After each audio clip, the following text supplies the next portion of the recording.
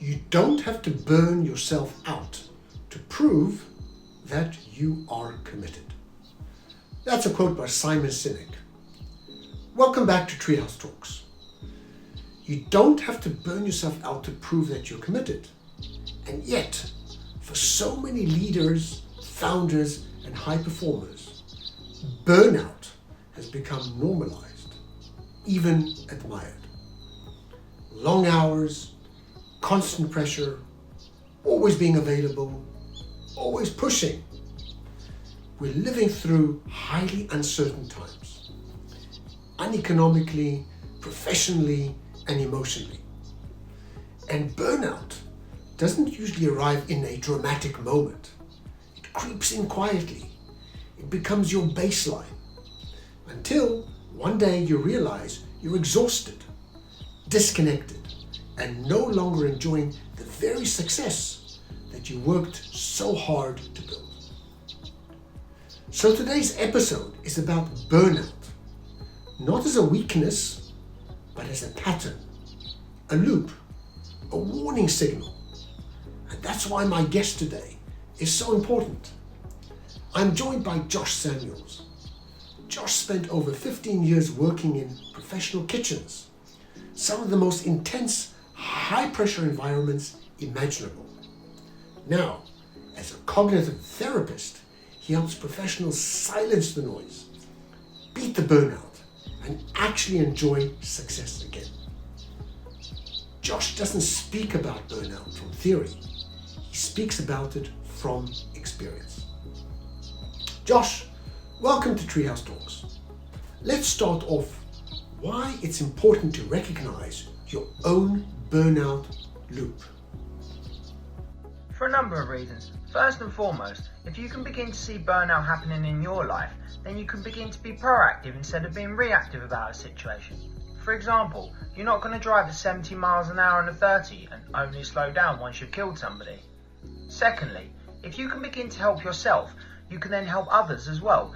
For example, your friends, your families, your clients, and then you can show them the red flags in their behaviour, which will in turn help their lives too. And finally, by being aware, you can take accountability for your own behaviour. And accountability is truly the best ability that you've got in your toolbox, which means you can finally stop using your external environment for the sole reason for your mood. Most insightful. Now, how can you recognize that you're beginning to burn out? When looking at my own behaviour, I often look at the 12 stages of burnout. So here comes 6 of them to help you see if this happens in your own life. But remember, this is just a guide and it's not set in stone. Some of these stages may not happen for you. So here goes. Number 1, feeling emotionally tired or fatigued. Number 2, and this is a really big one, so please keep an eye out for this, and that's losing your sense of identity. If you lose yourself, what have you got?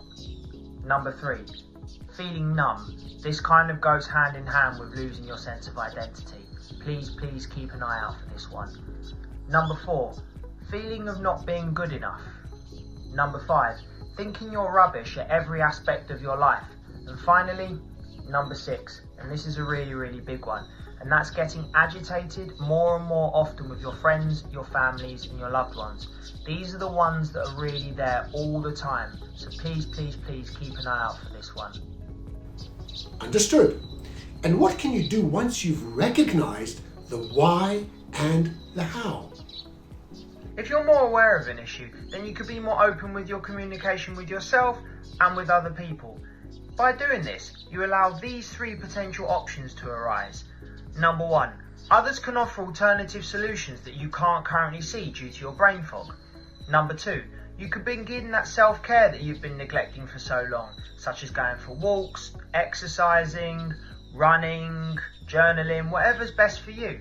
And finally, number 3, asking for professional help from somebody like myself or others out there who are trained in being able to teach you preventative tools and techniques to help you prevent burnout. You may find that your burnout is more deeper rooted than you realise, so it's really important that if you do need to speak to someone, you do it sooner rather than later. And what is it that makes you unique? Why you? I strongly believe there is nobody better than an ex-chef to help hospitality workers deal with the day-to-day stresses of their job. As well as hospitality workers, I'm here to help higher pressure professionals beat burnout, silence the noise, and actually enjoy success. So if this sounds like you and you're ready to feel clearer, calmer, and more in control, give me a call today. It only starts with one conversation. Thanks, Josh. In times of uncertainty like these, people like Josh aren't a luxury. They're essential. They help leaders slow down without losing momentum. They help performers stay effective without losing themselves. And they remind us that success is hollow if you're exhausted, numb, and disconnected from your life. If today's conversation resonated, if you recognized yourself in any of these patterns, then don't ignore it. Visit Josh Samuel's website, www.joshdoestherapy.com, to learn more about his work, his coaching, and how he helps high-pressure professionals feel calmer, clearer, and more in control. Burnout thrives in silence. Awareness creates space. And change begins with one honest conversation. Thanks for listening to Treehouse Talks.